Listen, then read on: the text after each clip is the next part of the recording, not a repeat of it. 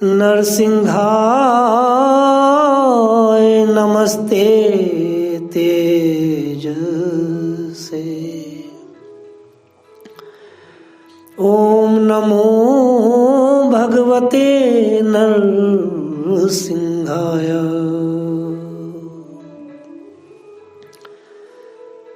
मैं ओंकार स्वरूप भगवान श्री नरसिंह देव को नमस्कार करता हूँ। ये जितने भी अग्नियां हैं, जितनी भी तेज हैं, चाहे सूर्य का तेज हो, चाहे कोई अग्नि का तेज हो, ये सारी अग्नियों का तेज भगवान के द्वारा ही है। मैं उस तेजों के तेज को नमस्कार करता हूं।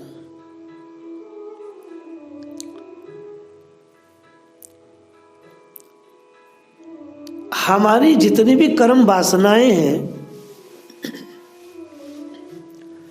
वह सारी कर्म वासनाएं मनुष्य के स्वयं के प्रयास से नहीं कदापि खत्म होती। उसमें मनुष्य का तुच्छ सा थोड़ा सा प्रयास, उसकी अपनी इच्छा और भगवान की कृपा। आपकी इच्छा व आपका प्रयास, और उसमें सबसे बड़ा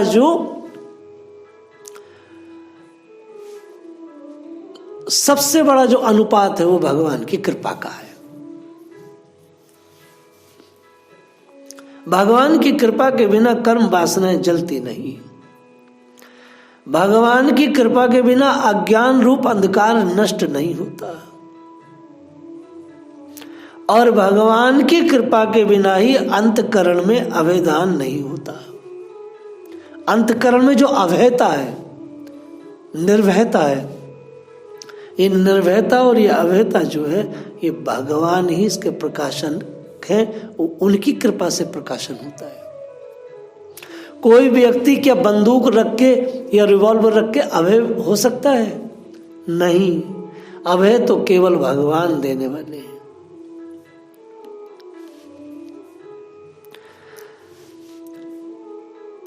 विश्व का कल्याण भी भगवान करते हैं या भगवान के भक्त करते हैं।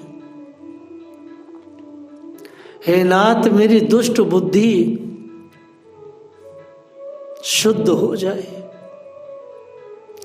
हे प्रभु, परस्पर सद्भावना प्रकट हो जाए दिल में। हे नाथ, हर मनुष्य एक दूसरे का हित चिंतन करे, ऐसी मुझे रजा दे दो, ऐसी मुझे मंशा दे दो। मैं हमेशा परहित चिंतन करूं, परहित द्रोह ना करूं। वेद कहता है कोई व्यक्ति किसी का ज्यादा हित नहीं कर सकता क्योंकि सामर्थ्य नहीं है, लेकिन परहित चिंतन वो संसार भर का कर सकता है। जब संसार भर का परहित चिंतन करता है तो उसका अपना निज मार्ग जो है वो शुभता में परिवर्तित हो जाता है।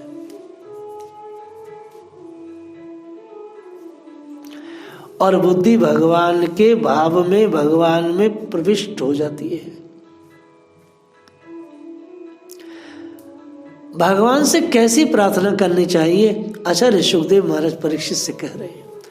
मैंने यहां से बात शुरू की कि कर्म वासनाएं भगवान के अलावा कोई जला नहीं सकता, लेकिन उसमें हमें करना क्या होता है? उसमें सिर्फ और सिर्फ हमें बैठना होता है। कैसे बैठना होता है? देखिए, एक बहुत ही विशेष चीज आती है, श्रीमद् भागवत में आता है, तद भगवतो मायामयम रूपम परम समाधि योगेन रमा। परम समाधि योगेन रमा। हे भगवान, श्री लक्ष्मी जी परम समाधि योग के द्वारा रात्रि में आपका भजन करती हैं। अब आप इसे समझें। श्री लक्ष्मी जी जैसा कोई क्रियाशील है संसार में? लगातार भगवान की सेवा में अपने को संलग्न रखती है। जैसे वैष्णव लोग अपने आप को संलग्न रखते हैं, कभी भगवान की जो है आरती मंगल, कभी उनके लिए भोजन करना बनाना, कभी कुछ कभी कुछ। अब ये सब करती लक्ष्मी जी भी ये करती हैं और श्री रुक्मिणी जी भी ये करती हैं, मां पार्वती भी यह करती हैं। और आप लोग इसी को भक्ति मानते हैं? मानते हैं? नहीं नहीं नहीं। भक्ति माने प्रेमामयी सेवा, ये प्रेमामयी सेवा है। लेकिन आचार्य सुखदेव कह रहे हैं कि लक्ष्मी सबकी आधारभूता है, परम समाधि योगेन रमा। नारद पंचरात में जिस प्रकार से भक्ति का संपादन नारद जी ने किया, बताया है शिव ने पार्वती के द्वारा, वो यहां पर आकर के पूर्ण हो रहा है। लक्ष्मी समाधि योग में भगवान में जाकर के चिंतन करती है। पूरे दिन जो क्रियाएं की हैं, कीर्तन किया था, एकादशी का व्रत रखा था, मंदिर का झाड़ू पोछा किया था, कुंज की सेवा किया था, अब रात्रि में शरीर को सीधा करके समाधि योग के द्वारा भगवान का चिंतन करना। और वैष्णवों में ये बिल्कुल नहीं है। पूरे दिन माला किया, वो भी चलते फिरते, किताबें पढ़ी, इधर उधर फेंकते हुए, और बस करके परिक्रमा वगैरह करके और सो गए खा के 2.5 किलो। अंदर तो भरा ही है मल फिर। और पूरी भागवत करे जित आसनो जित श्वासो, और बात बात पे कही जा रही समाधि योग, प्रेम भक्ति योग, भक्ति योग। क्या है भाई? बैठना बैठना और सिर्फ बैठना। मैं किसी तीर्थ पर जाने के लिए मना नहीं कर रहा हूं, आप तीर्थों पे जाएं, लेकिन तीर्थों पे जाकर के करना क्या है? आपने दर्शन इत्यादि कर लिया, अब उस तीर्थ पर जाकर वहां की जो दिव्य ऑक्सीजन है, कहीं कोने में बैठ करके चिंतन तो करना पड़ेगा ना। और हम ये नहीं करते। वैष्णो देवी लोग जाते, मैं खंडन नहीं कर रहा, लेकिन देवी के स्थान पर जाकर के दर्शन भी कर लिए, चुप से बैठ करके उन गुफाओं के आसपास, उन पर्वत क्षेत्रों में 2, 4, 5 घंटे शरीर को सीधा इस तरह रख के श्वास क्रिया से माता के चरणों में मानसी तो ध्यान लगाना पड़ेगा। आज भारत का सारा हिंदू तथाकथित तीर्थों पर, धामों में जाकर के चाट पकौड़े खाता है। वास्तविक जो धर्म का जो रहस्य है और जो तत्व है, उसको छूता तक नहीं। स्थानीय महात्माओं के संपर्क में भी नहीं आता, वो अपनी हेटी समझता है। इनसे बाबा लोगों से क्या मतलब, ये हमसे पैसे न मांगने लगे।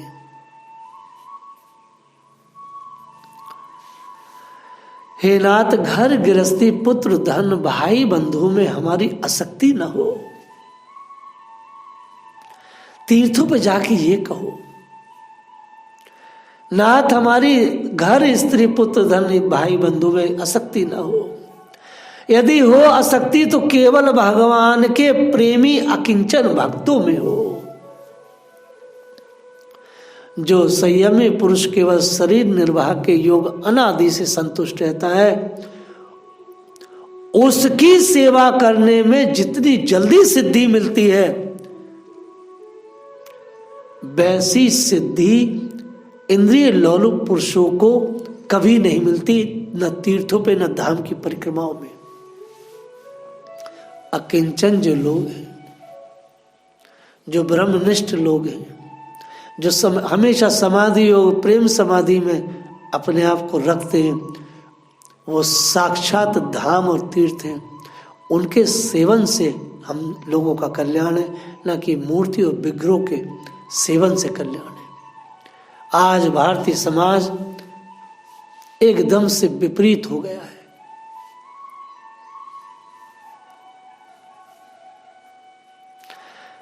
भागवत भक्तों के संग से भगवान के तीर्थ तुल्य पवित्र चरित्र सुनने को मिलते हैं।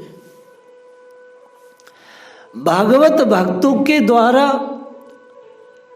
असाधारण शक्ति हमारे शरीर के 100 चक्रों को लगातार प्रभावित करती है।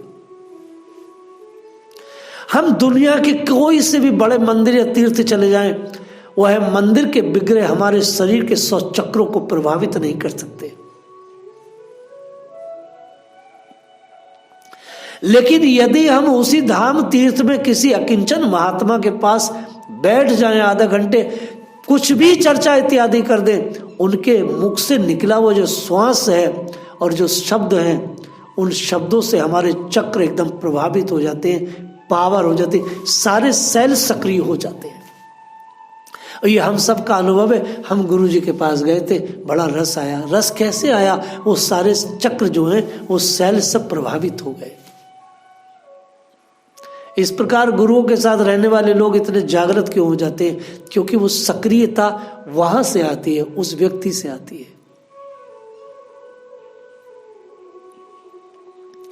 सारे चक्र एकदम से प्रभावित हो जाते हैं और कान के माध्यम से, उसकी आंख के माध्यम से भगवान की शक्ति उस शरीर में प्रवेश कर जाती है। सारी ऊर्जाओं के सेल डेवलप हो जाते हैं। एक चीज और है,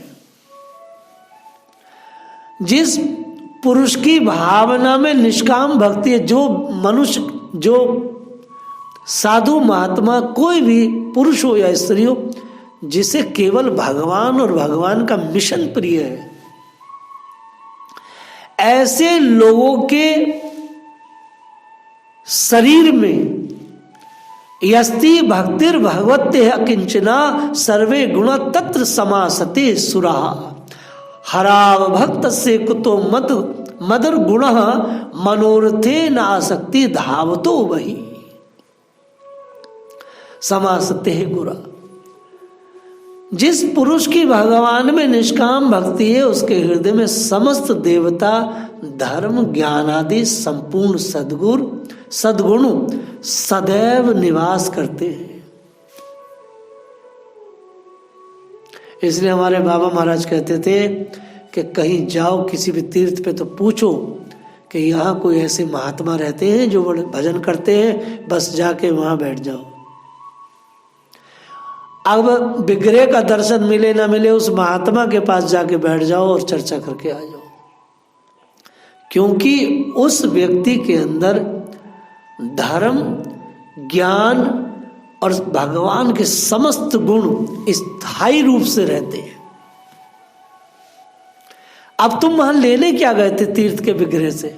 यही तो लेने गए थे, ये तो वही मिल जाएंगे। ये चीज है।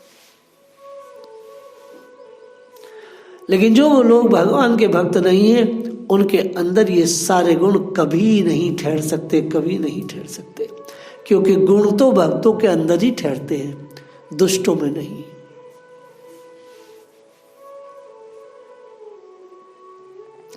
जैसे मछलियों को जल अत्यंत प्रिय है, उनके जीवन का आधार होता है, उसी प्रकार भगवान ही समस्त देहधारियों के प्रीतम आत्मा है।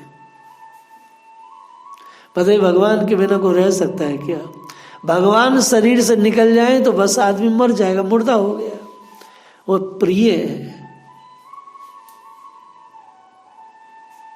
संसार में कौन उन्हें त्याग सकता है? कोई नहीं। उन्हें त्यागने की सोच भी कैसे सकता है? कितनी सुंदर बात है। लक्ष्मी जी सारे दिन भगवान की सेवा में लगी रहती हैं और रात्रि में तद भगवतो मायामयम रूपम परम समाधि योगेन रमा, योगेन रमा देवी। वह देवी दिन भर भगवान की सेवा में रहती है, रात्रि में समाधि योग में भजन करती है, चिंतन करती है। मैं आप लोगों से कहता हूं, रात में किसी को नहीं दे सकता। रात देने का मतलब है आत्महत्यारा, उसने अपनी हत्या कर दी। रात तो प्रिया जी के लिए है, रात तो इस आत्मा प्रिय के लिए है। दिन भर प्रपंच करो, रात सोने के लिए नहीं। देखो भाई, सीधी बात है। ठाकुर जी ने कल हमें 11:30 बजे जगा दिया। सोए कितने बजे थे ये भी आप सोच लो। आंखें जल रही थी, मगर उसके बाद आंखें एकदम आनंद में आ गई। खूब रस आया, खूब रस आया। रात्रि समाधि योग। दिन भर की जो चंचलताएं थी, दिन भर जो हमने आरती की थी, भोग लगाया था, प्रसादी बनाई थी, सेवाएं की थी, अब बैठ करके जो भी तक कल विराट से सीधे बैठ करके अब उनसे लाड़ लड़ाया जाए, कुछ भी बोला ना जाए, बस स्थिर कर लो। जितना शरीर को स्थिर रखेंगे, देखिए अगर नींद भी आए तो समाधि पे आए। समाधि पे नींद आएगी तो आएगी कैसे? भगवान में ही बुद्धि रहेगी, भगवान में ही चित्त रहेगा। क्या बात है।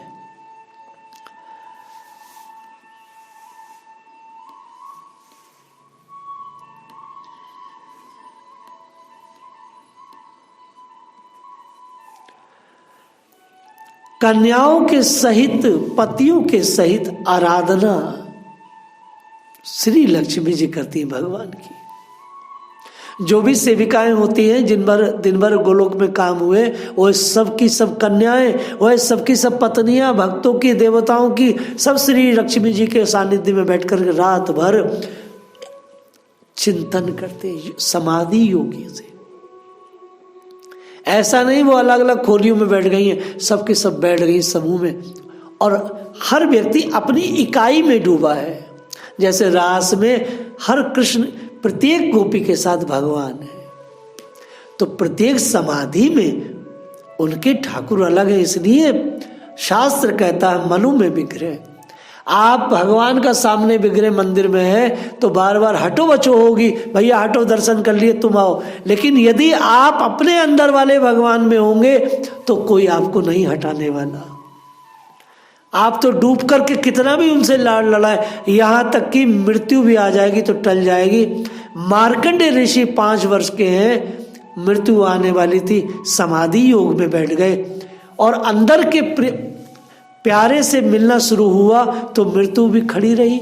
ये तो बहुत दिन हो गए, अजर अमर हो गए। तो अंदर के भगवान से मिलता है, मृत्यु भी टल जाती है। इस पर एक दृष्टांत देता हूं। दक्षिण प्रांत में एक राजा थे, नाम मेरे चिंतन में नहीं है इस समय। उन राजा ने अपने मंत्री को ये दंड दिया कि इनको संध्या काल में फांसी हो जाए, तुरंत इन्हें फांसी पर चढ़ा दिया जाए क्योंकि इन्होंने गलती की है। फांसी की सजा सुनाई गई तो ऐसे समय सुनाई गई कि वो मंत्री अपने घर थे, घर में उत्सव चल रहा था, उनका उस दिन जन्म उत्सव मनाया जा रहा था उनके अपने प्रेमियों के साथ। वो मंत्री क्या थे, एक महात्मा जैसे ही थे, बड़े विरक्त थे। जब सजा सुनाई गई, मृत्यु दंड हुआ तो सैनिकों ने मंत्री का घर घेर लिया, सैनिकों ने, और कहा महाराज आपको राजा ने मृत्यु दंड दिया है, 6 बजे आपको मृत्यु दंड हो जाएगा, आप मर जाएंगे। बहुत बड़ा समारोह चल रहा था, भोजन इत्यादि चल रहे थे और साथ में पदावली चल रही थी। कीर्तनकार कीर्तन कर रहे थे बड़े सुंदर बीड़ा इत्यादि से। मंत्री जी बैठे थे तो संत लेकिन थे तो मंत्री। तो सबके चेहरे बुझ गए, सबने खाना छोड़ दिया, सबने राग छोड़ दिया, भजन छोड़ दिया। मंत्री ने कहा ये तुमने क्यों छोड़ दिया? बोले महाराज अब मन नहीं लग रहा, खाना अंदर नहीं जा रहा, भजन करने को मन नहीं चाह रहा, क्योंकि जिसके लिए कर रहे थे आप तो 6 बजे मर जाएंगे, अभी 3 बजे है। मंत्री ने कहा भैया 3 बजे हैं और 6 बजे मरना है, तो तुम मुझे मेरे जीने को कैसे छोड़ सकते हो? मुझे मेरे जीने के अधिकार को कैसे छोड़ सकते हो? मुझे अभी 3 घंटे जीने के मिले हैं, मैं जिंदगी के 3 घंटे बढ़िया से जीना चाहता हूं। और खूब भगवान का राग इत्यादि से कीर्तन हुआ और प्रसादी भी चलती रही। मंत्री ने अपने जीवन को जिया अच्छे से। राजा को 4:30 बजे पता चला, मंत्री तो बिल्कुल भी भयभीत नहीं है, वो तो अपनी जिंदगी को जी रहे हैं। ऐसे ऐसे राजा दौड़े दौड़े आए, 5 बज गए। कहा कि आपको भय नहीं? बोले भय कैसा महाराज, मृत्यु से पहले का जो जिंदगी का आनंद था वो मैं अभी ले पा रहा हूं, क्योंकि मेरी मृत्यु तय हो चुकी है। मैं यही सोचता था कभी ऐसे न मरूं जब मुझे पता ही ना चले कि मेरी अवस्था मन की क्या है, मस्तिष्क की क्या है। अब तो डिसाइड हो चुका है, इसलिए मैं अपनी अवस्था से कैसे गिर जाऊं। राजा ने कहा जो मृत्यु से पहले मृत्यु को जी ले उसे कोई कैसे मार सकता है? मैं तुम्हें नहीं मार सकता, तुमने तो मृत्यु पर विजय प्राप्त कर ली है, तुम्हें कोई नहीं मार सकता। मैं तो तुम्हें देख रहा था, क्योंकि मंत्री ने कुछ दिन पहले कहा था मुझे मृत्यु से भय नहीं है, मैं प्रत्येक क्षण भगवान की अर्पण करके जीता हूं। जो एक एक श्वास को भगवान के लिए जीता हो उसे मृत्यु से कैसे भय हो सकता है। तो समाधि क्या है? समाधि यही है। अंदर अगर वो मंत्री मूर्तियों में लगा होता तो न कर पाता वो सेवा। वो तो मनो में विग्रह में लगा था। मनो में विग्रह में जो डूब करके समाधि योग में बैठते, लक्ष्मी जी के सामने कोई चित्र नहीं है। दिन भर जो प्रीतम की सेवा किया, जो वार्ता किया, बस चिंतन में उसे अपने अंदर सजाना होता है, उजागर करना होता है। समाधि योग, लक्ष्मी तक समाधि योग में बैठते हैं। कौन वैष्णव ऐसा है जो समाधि योग में न बैठता हो। भारत का हिंदू समाज आज भक्ति के नाम पर बड़ा उत्पात कर रहा है।